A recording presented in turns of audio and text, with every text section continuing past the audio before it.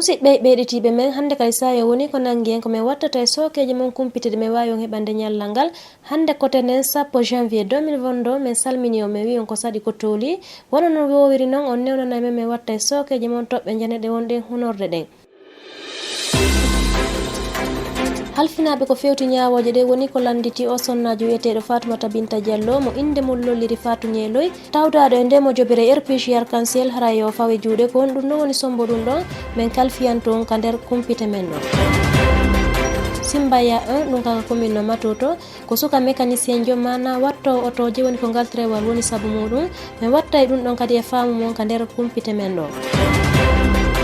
fayntin e lutte ka capital men Conakry hewtiren hella ko baya nden nokkure fijitirde wiyetende Palais Plus ko guitel woni ko huɓɓiti ɗon e nder ɗum ɗon noon haray piiji buy woni ko yaadi e ngen hiite ɗon on faltoto ɗum ɗon kadi ka nder kumpite men ɗo jama jeditiɓe men ko hunorɗo ɗen ni hita woɗɗito goɗɗe go wonay ko watti hoore ɗe ɗon min firtano min finsita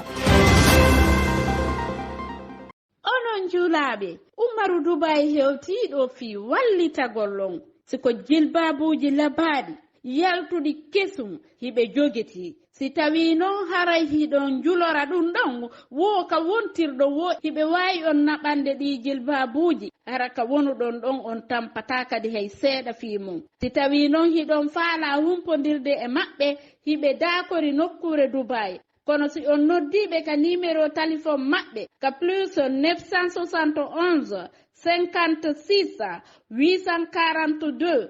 64 73 ɓe waway wallitade fino hendoroɗon ɗi jilbabuji enen e Umaru Dubai ko ha duniya fiiɗi jilbabuji men humpital newnanela mi salmintina on nokku kala ko ɓagorɗon hiɗon jenton men min hunori min fuɗɗoray wona no mi hollirno on noon ka hunorde ko fure gorko woni ko hiita hella Simbaya 1 ɗum noon ko wiyeteɗo Mamadou Diallo marɗo duuɓi 26 e nde tenerre 10 janvier 2022 e ngar rayuwa Simbaya 1 ko woɗɗitaki ɗe berɗe ka commune Matutu e wi kumpita noon heɓiɗe ɗen haray ko ngal trewal woni ko rewi e hoore makko ɓay ko tedda paɗejo halfinaɗo ko fewti hiware jamaji ɗin woni ko hi on fure ɗon ka rayuwal Mohamed Lamine Diallo wonno ko arti haray ko honno woni ko hitiri on fure ɗon o holli ko e bimbi subaka harila yaadi ka golle ɓay mi hewti e ngar rayuwal ɗon mi hii koyngal hino taƴi no waali feere ko woɗɗitaki ɗo mi hii ƴiƴan e o téléphone makko no waali ka leydi ko wontuma mi hewti mi humpiti police on min ardi ka nokkure min hii mo himo waali ka rayuwal ɗon koyngal ɗimmal ngal kadi hari hay falama taƴude ko ɗum woni ko sifi on tindaɗo e muɗum ko tawa noon ka nokkure ɗon kotira on soka feƴƴinɗo ko tawatari mo wonde yurmede fota wonno ko yewti ɗi konnguri ɗo ko miñan an ko Mamadou Diallo woni ko wiyete ko mécanicien jo mana ko watto otoje imo gollude ko woɗɗitaki ngal rayuwal ko hande bimbi woni ko ɓe noddi lan ɓe andini lan haray ngal trewal woni ko rewi e hoore makko o feƴƴini min noon e makko koye nde asewere woni ko min wayridiri ka futuro ɓay wanano ko gotum min huuɗi komi hotata ka suudu wonno komi rewi ko gollata ɗon mi hiwrimo adomi hotude sifi ɗon kotira o suka feƴƴinɗo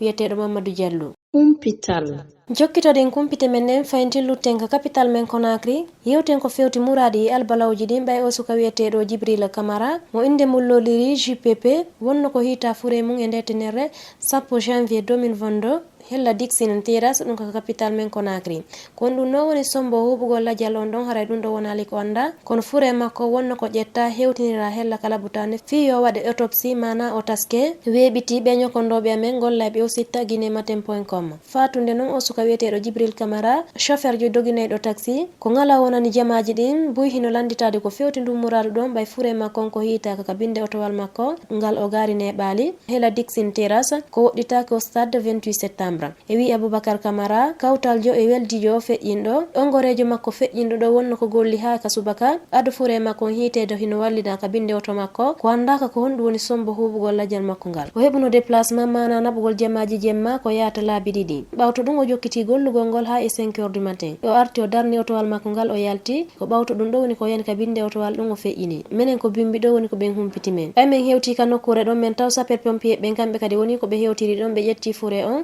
fi naɓugol mo hella kala butani Ignas Dine kasa yon fewdiɗo noon haray min andal ko honɗum woni sombo feƴƴingol makko sifi ɗon Aboubacar Camara e wi kumpite weɓitade ɗen o feƴƴiɗo wiyeteɗo Djibril Camara ko marɗo duuɓi 52 ko jombuɗo himo mari sonnajo goto e gueɗal jogoto humpital sen iwri e ɗum ɗon wona no mi holliri on noon ka hunorɗe e yewte ko fewti muradi guiteli ɗi ɓay ko guitel woni ko huɓɓiti e nde tenerre 10 janvier 2022 hella ko baya ɗum ko quartier jeeyaɗo ka commune Ratoma ka capital men Conakry ngen non hite haray ko biti ko hella e secteur ɗum ko bimbi e nden nokkure fijitirde Palais Plus ko tawata e nden nokkure ɗon haray barno ɗon mana haray ko piiji yarete ko amete ko walete ɗum ko motel e restaurant mana ko ñamete e wi kumpite heɓide ɗen ka nokkure ɗon haray ko kura woni ko maasi ko ɗum woni sombo huɓɓingol ngen hite ɗon ka bar ɗon wonu ɗum sombo sunnugol piiji buy o holli min hari mi ala ɗo fendu ngen hite fuɗɗi ko kawtal ɓe amen ɓe woni ko noddinan humpitilan ɗum ɗon simi hewtiri ka nokkure ɗon e secteur bimbi ka sayon fewndi ɗon mi wawata on hollude ko honnum e honɗum woni ko bonani lan komi hollata on tun haray piiji buy wonduɗi haqiqa woni ko boni ɓay ko nokkure harayɗe jamaji ɗi wowi arde e piiji buy hari kadi hino ɗon wonowa julle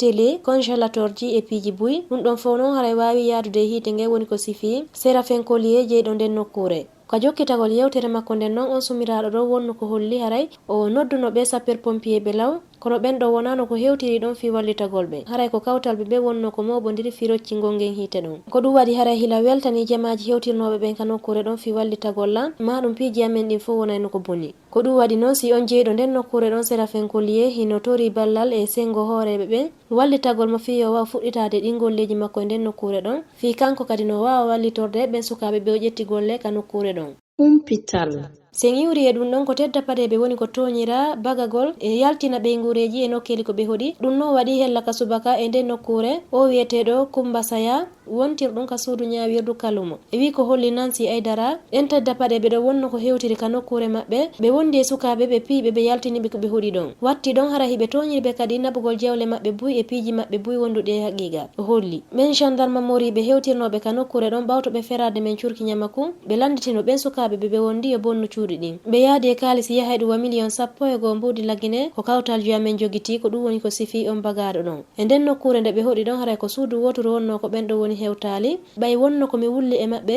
mi tori ɓe ɓe yafanolam haray soro an hino wali ka nder suudu ton ɓe nawne ɓay ɓe hii mawɓe ɓen ɓe jaaɓi ɗum ɗon wuren sukaɓe goo wonno ko hollilan ɗon si ɓe waɗude ɗin piiji ɗon ɗum ɗon haray wona sago maɓɓe ko tedda paɗeɓe ɓe woni ko yahani ɓe landitiɓe yoɓe waɗu ɗin golleji ɗon sifi on tindaɗo e muɗum o wi noon ko wona hollede ko yaltingol ɗin jamaji e nden nokkure ɗon no humiti fi leydi hakkude jeyɗo nden nokkure ɗon ɗum ko Coumba Saya e goɗɗo goo mo andaka fi mum ka sayon fewndi ɗo kono noon haray ɗin jamaji hella e nden nokkure ɗon kamɓe hiɓe holli hiɓe jogiti haray e mandeji ɗin fof holludi ko kamɓe jeyi nden nokkure ɗon hurenno hollede kadi ɗo woni ko yeeya goɗɗo mo andaka fi mum kono haray ñawoɓe ɓe woni ko holli ko nden ɓe gure Coumba Sa ɗon jeyi nden nokkure ɗon haray noon otowal ɓe tedda paɗeɓe ɗum ko gendarme mori en hino darnaka nokkure ɗon cuuɗi maɓɓe ɗin woni ko bonna e piiji maɓɓe ɗin kadi hino ka yaasi humpital fayntin jokkitoɗen kumpite men nden wona no mi hollirno on noon ka hunorde haray piiji ɗin hino ŋakkana tunde ɓe guure wiyeteɓe ñeeloy ɓay si feƴƴi Ousmane Ñeeloy Diallo ko Fatoumata Binta Diallo mo inde mum lolliri Fatou Ñeeloy tawdaɗo e nden mo joɓere olanɗo follaɗo ɗum ko RPG Arc-en-Ciel waɗa ɗo yewtereji fota e hella e ɗi réseau sociaux ji woni ko halfinaɓe ko fewti ñawoje ɗen landiti yo fawo e juuɗe ɓay o juge d'instruction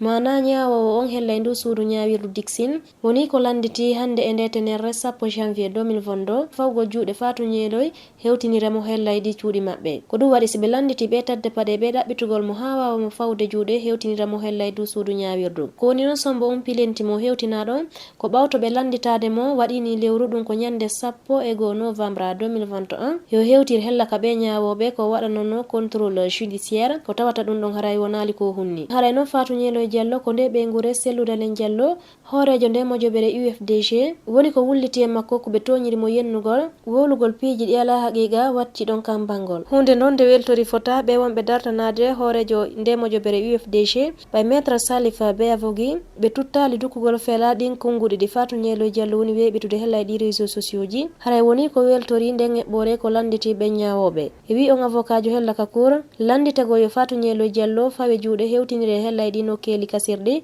ɗum ɗon haray ko hunde hawrude ko hunde hittude ɗum ɗon haray hino hollude halfinaɓe ko fewti ñawoje ɗen hino wadde golleji maɓɓe ɗi si tawi ɗum ɗon newike o holli ko hella ka réseau sociaux ji woni komi humpitingal kumpital si tawi ɗum ɗo woni gonga haray ko hunde hittude ɓay hande ka sayon fewdiɗo haray ko faalaɗen ko leydi ɓuttudi ko tawata goto wawata ŋakkinde ɗum ɗon ɓuttugon hakkude jamaji ɗin ɓay bila e lewru novembre wonno ko landita yo accu waɗugo siga ɗin piiji ɗon bonnugol inde hoorejo nde mo joɓere UFDG ɗum ko selludalen Diallo wowlugol piiji añinidi hella e ɗi réseau sociaux ji kono wonali ko wacci ɗum ɗon himo jokkiti ha ka sayon fewdiɗo ɗum ɗon haray ko hunde hanude ko yaggine mi holla e haray simo hooli hoore makko himo hooli ɗi konguɗi ɗi o wonno yewtude hitaw suuɗo yo hewto persanto o tinda ɓe hooreɓe halfinaɓe ko fewti ñawoje ɗen ɓe laɓɓina ndummuradu ɗon weltori ɗon on avocat ji wonɗo dartanade o ɗaɓɓo laamu selludalen jallu humpital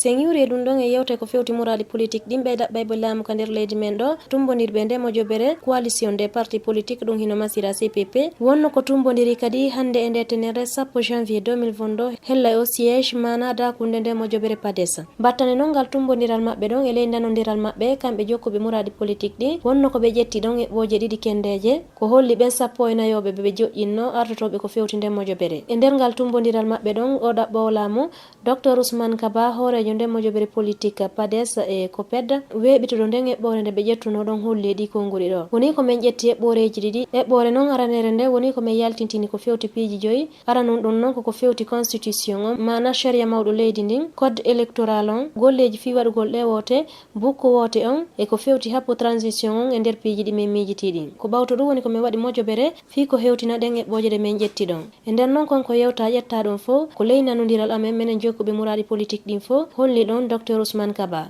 e mandine tungal tintidal maɓɓe ɗo kadi wonno ko tumbodiri ɓe jokkuɓe muraɗi politique fo ka nder leydi men mana ɗi coalition ji politique fo sinade mojobere RPG Arc-en-Ciel holluɓe kamɓe ɓe tawta ko fewti ndum muradu ɗon humpital fi hombugol kumpite men nden jamaji heɗitiɓe men battani tumbodiral ngal ɓe waɗi ɗe leyɗe hirnangue Afrique tawɗaɗe nde mojobere CEDEAO ɗum hino wi'e communauté économique des états de l'Afrique de l'Ouest woni ko fayi ɗo yagginanɗe buy ndi leydi kawtaliri men ɗum ko ndi leydi Mali e ɓe hooreɓe o transition ɗum noon koye nder tumbodiral ngal ɓe waɗuno e nde alatire 9 janvier 2022 hella Accra ka capital Ghana ɓayɓe tedda paɗe ɓe ciwliɓe ngu laamu Ibrahima Boubacar Keita ɓe faala luttude ka laamu mana waɗugol o transition ko yatal duuɓi 5 haray noon nde mojobere communauté économique des états de l'Afrique de l'Ouest mana mojobere tumbidirde ɗe leyɗe hirnangue Afrique kamɓe ɓe tawta ko fewti ndu muradu ɗon ko ɗum waɗi si CEDEAO on woni ko wengiɗe jawle ɗe hani hendade ndi leydi Mali fo woni ko ɓe faali ɗi keeri hakkude leydi Mali e ɗi leyɗe tawdade e nde mojobere woni kadi ko ɓe landiti ɓe ambassadeur ɓe e ndi leydi Mali hirkoɓe hella e ɗe leyɗe ɗon haray hewtitirgol ka maɓɓe darnugol ko fewti gueguji ɗin fo hakkude maɓɓe e ɗeya leyɗe sina ko fewti lekkele ɗen e ñameteji ɗin hay si noon tawi ɗum ɗo wonali ko ɓangina fota ɓe tedda paɗe ɓe tawdaɓe nde mojobere CEDEAO hino hasi ko ɓe ukkito ko fewti ndu muradu ɗon fi ƴittugol ɓe tedda paɗe ɓe hella ka laamu e ndi leydi Bamako haray noon nde yagginande ɗe fewtini CEDEAO on leydi Bali ndi haray ko hunde nde hani wattande hila fota ɗe leyɗe kawtal jemayri ciwliɓe laamu ɗum noon ko wan ndi leydi Lagine ɓay ha ka sayon fewdiɗo CEDEAO on hino landitade ɓe yoɓe wowlu ko fewti on transition on ɓe hollude ko hande ɓe joƴƴini CNTO si tawi ɓe weɓita ko ha wonde tuma ɓe waɗata transition on ka sayon fewdiɗo noon ɗum ɗon hino dasa tun koyɗe humpital ko fewti noon haray muradu woturu ndun e nder communiqué weɓitaɗo e nde alatide 9 janvier 2022 ɓe tedda paɗe ɓe mana ardiɓe ka sayon fewdiɗo leydi Mali ndi kamɓe kadi wonano ko ɓe nenni jabagol nde mojobere hirnangue leydi Afrique ko ɓe holli ɗon haray ɗen yagginande ɓe fawi hoore maɓɓe ɗen ɗon haray wona yagginanɗe hanunoɗe ko ɗum waɗi si ɓe fiɓi fondo nodditugol ɓe ambassadeur ɓe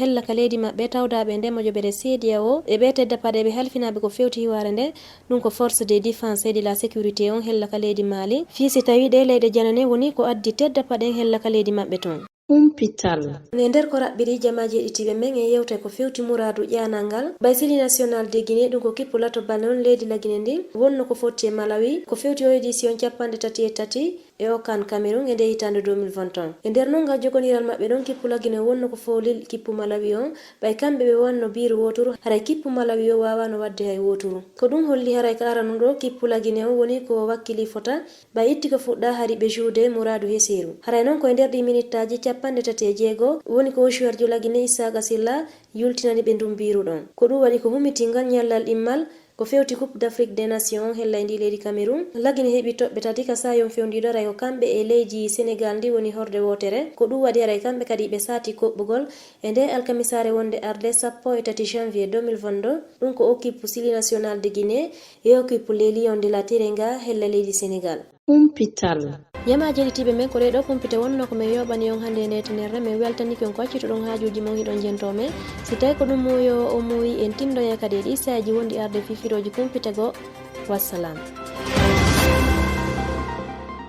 onon juulaɓe Umaru Dubai hewtiɗo fi wallitagollon siko jilbabuji labaɗi yaltuɗi kesum hiɓe jogiti si tawi noon haray hiɗon julora ɗum ɗon wo ka wontirɗo wo hiɓe wawi on naɓande ɗi jilbabuji hara ka wonuɗon ɗon on tampata kadi hay seeɗa fi mum si tawi noon hiɗon faala humpodirde e maɓɓe hiɓe daakori nokkure Dubai kono si on noddiɓe ka numéro téléphone maɓɓe ka plus 971 56 842 64 73 ɓe waway wallitade fino hendoroɗon ɗi jilbabuji enen e Umaru Dubai ko ha duniya fiiɗi jilbabuji men.